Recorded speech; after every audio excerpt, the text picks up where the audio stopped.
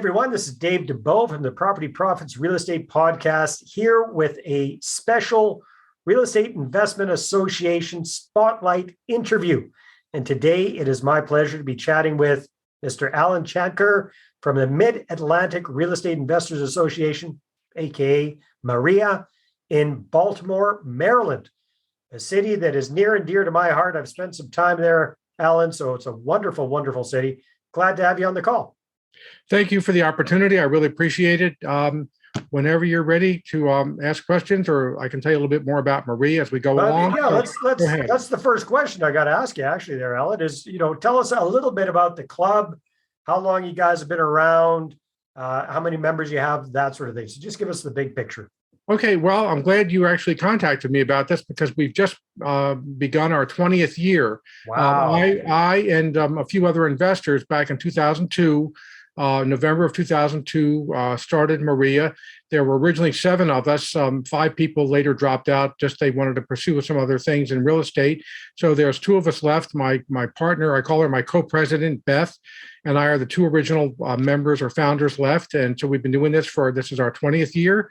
Wow. And we have about 300 members. And there's a lot of competition between here and the Baltimore and DC market because Washington, DC is only about 45 minutes to an hour away. We do cover that market. A lot of our members do come up from the DC suburbs and even Northern Virginia, but there's a lot of associations and clubs here and meetups in the area.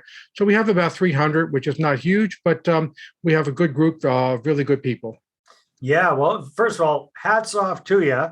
Number one, for starting the association 20 years ago. And number 2, for still being actively involved and running it 20 years later. My goodness, you're a glutton for punishment, my friend, because I am. Quite often it's a thankless job. I ran a little real estate investment club myself only for about 4 years, and it's a lot of work. So that's wonderful. So 300 members, that's wonderful. Do you have, is it kind of all things real estate, or do you have kind of more wholesalers, flippers, multifamily people, or is it kind of a good mixture of folks in your group? We do have a good mix. I think I'm also, MAREA is part of National REIA, which is, you may know about them. They are kind of the aggregation of a lot of associations around the country. And when I've gone to some other meetings to other REIAs to see how they run their operation, and also we do have a leadership conference once a year. Of course, it's been put on hold for COVID, but we're looking forward to next summer when we'll get together again. But from what I understand, I think our club skews very young. I'm not quite sure why it is, but in any case, we do run the gamut. We have all kinds of investors, from wholesalers to people who've been in the business 20, 30 years or more. And we have contractors, CPAs.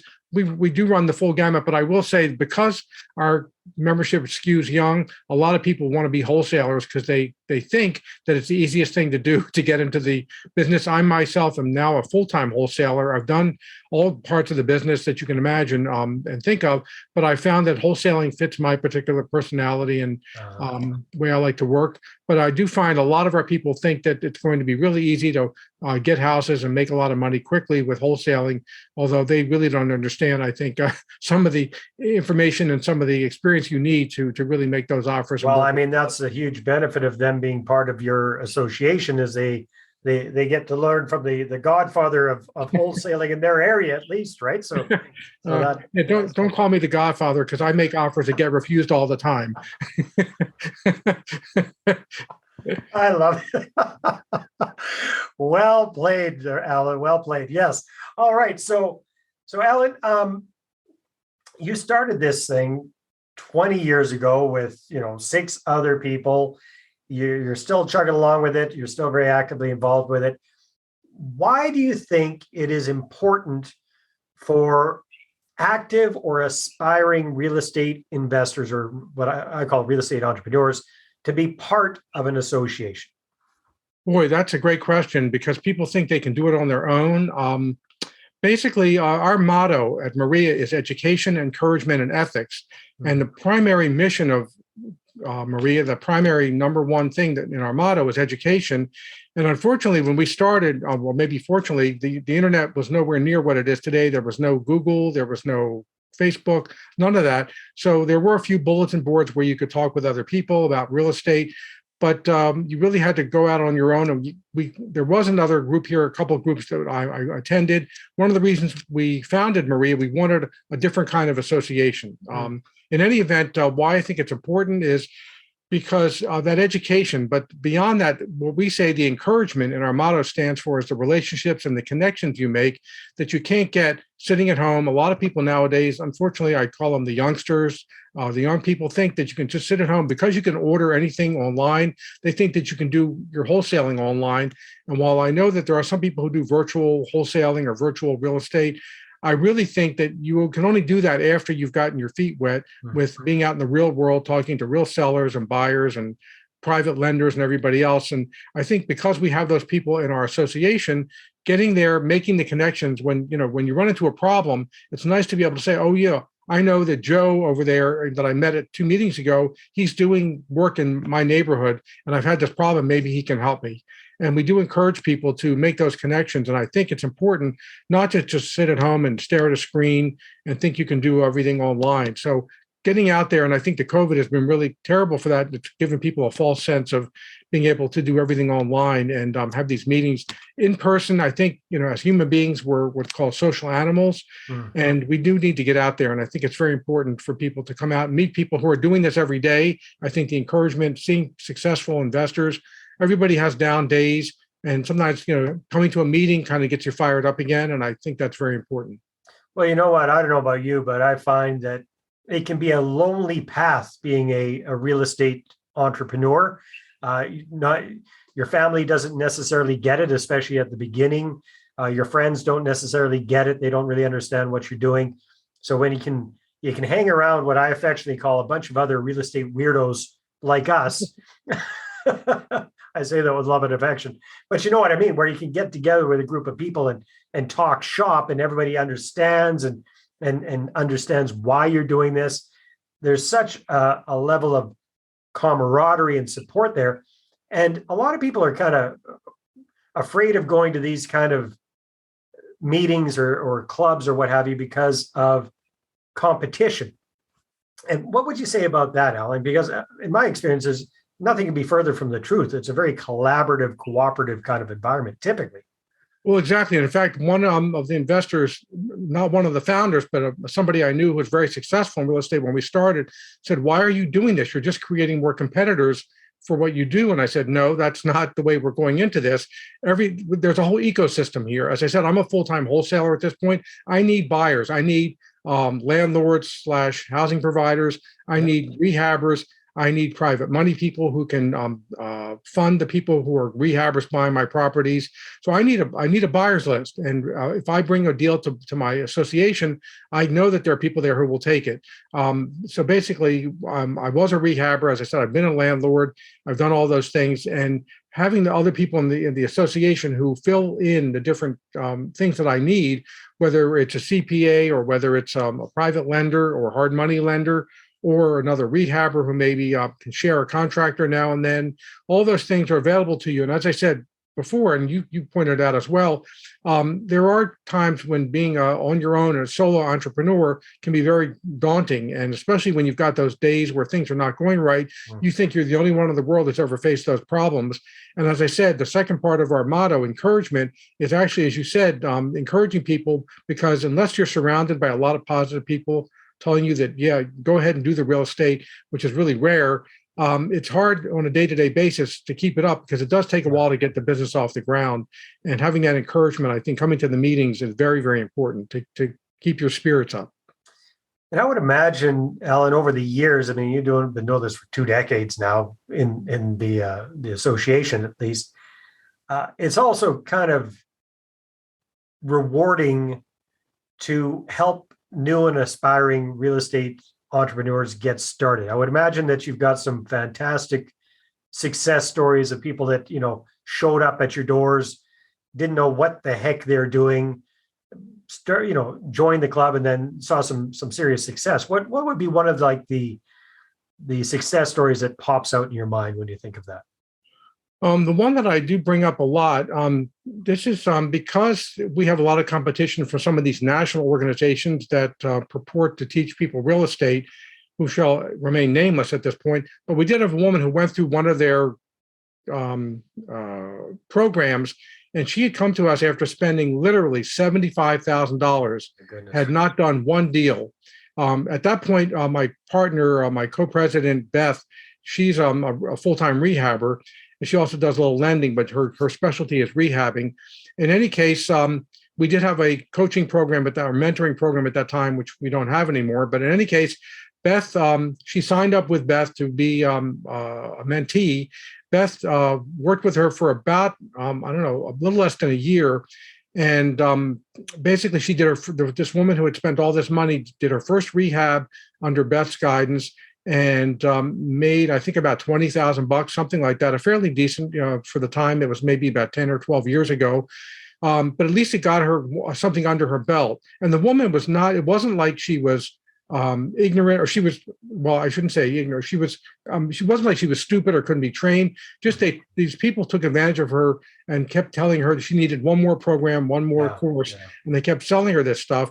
And after she did the one rehab with Beth, the next year she did 5 on her own. Wow. And now I understand she's unfortunately no longer a member of MAREA, but I understand from the grapevine she's now got her own coaching program.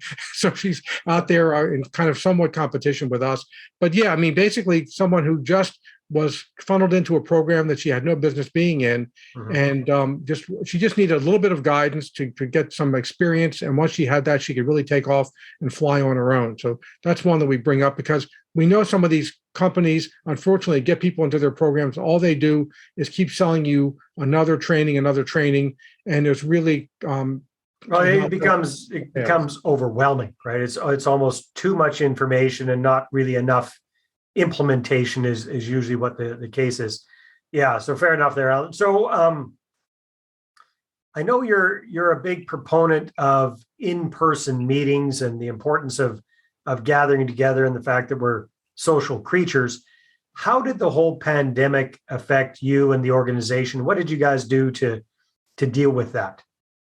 Well, initially, we focused. We have a lot of focus or topic-based meetings. We have a landlord group, we have a passive income group, and so forth. A women's group. So we actually took a little bit more time and care to find local speakers for those meetings, which really served us well. And but to be honest with you, after a while, I think the membership fell off a little bit, and the meeting attendance fell off. People just, I think, got zoomed out, if you will. Everything was on Zoom, and I think there's only so many hours a day that you can be doing this. And after a while, I think, especially if there were parents who had kids and they were overseeing their education online, and they were going to work online, and then to ask them to come to a meeting online, I think it was the novelty for the first few months. Our membership really took off. We had well above our normal not meeting attendance. We had that too, but well above our average membership. But then it kind of tailed off as, again, I think people just kind of got tired of doing everything online. And we're slowly and surely building up our live meetings again. I'm hoping that when we get to January and beyond, we'll see more of a normal meeting structure again, because this is really not good. Again, people have gotten, if you'll pardon me, saying they're kind of lazy. They think they can do everything online, but you really can't. You really have to come to the meetings. We had a member some years ago, and her big thing was, because I would always say you need to come to the meetings, and it was like almost like church in the back. She would be sitting in the back, and I would say her name was her short. I won't give her a name, but in any case, I would say, Mary, whatever her name was. What do you think? And she said, "You got to come to the meetings. You got to come to the meetings." She'd stand up and amen. Come to these meetings. Yeah, it was just like a church, yes. And she was really quite a firecracker. Yeah, for sure. So, are you guys doing a combination? You're doing a hybrid right now while we're still kind of dealing with this whole COVID thing? We are currently doing hybrid. I think that as we come into January, we have one more meeting this month or coming in December. That'll be it for the year. And then I think in January, we're going to try to go back. We actually had virtual membership before the pandemic. As I said, we have people who attend our meetings from the DC and Northern Virginia suburbs.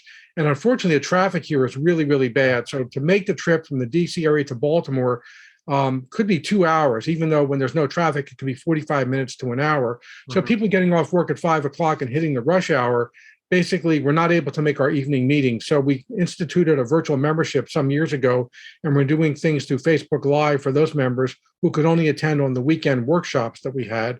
And sometimes they would show up for the weekday evening meetings, but they felt like they weren't getting their memberships worth. So we actually did a reduced membership, did a virtual membership, and we are doing hybrid. But I think after January, we're going to be cutting down on our hybrid meetings and just offering that virtual membership for people who are too far outside the Baltimore metro area. Yeah, that makes a lot of sense. All right, fantastic. So as far as it sounds like you got a number of different meetings going on during the month. Can you tell us very, very briefly what? Oh, sure. Yeah, we do one main meeting, which is on the second Thursday of the month, and we have a classroom that we lease. So we have an office classroom space that we lease, and so we can have as many meetings as we want, which is an enviable position. A lot of groups have to rent a hotel space. Yeah. So they have to limit the number of meetings they can do, or they have them in restaurants, or they have them wherever they can. We have this classroom that's very convenient. So in any event, we have as I said, a landlord group, but also called housing provider. We have a women's group, which we call WINGS, which is Women's Investor Network and Group Support. We have, I'm trying to think now, we have a rehabbers group. We have a group, which I'm not sure how it's doing. It's a millennial group, which I don't go to for obvious reasons. But we have a millennial group for younger investors, and we do a passive income group. And I believe we do once a month. We have a cash flow game that we play. People out there, very, very active club. So yeah, we have 5 or 6 meetings a month, and we try to gear that towards the people who have different interests. Yeah. And so that's pretty much it. So yeah, we have something for everybody. And I think the one thing we're missing that we're working on is trying to get somebody who's knowledgeable about commercial real estate, such as apartments and self-storage, that there could be a moderator for that group. So that's the one thing I think we're missing, but we're working on it. Very good. No, that makes sense. So do you bring most of your speakers from around the local area? Do you bring outside speakers from time to time? How do you guys do that? We do a combination. We do 6 or 7 national speakers because some of them are so good. Unfortunately, a lot of them seem to be kind of retiring. I think the COVID has really done them in. They couldn't speak, and then they realized maybe they didn't need to. So some of the I call them old timers, but they're not really old. I think they've been on the road for 5 or 10 years, and I think that must get pretty tiring. Yeah. So basically, some of the national speakers are kind of.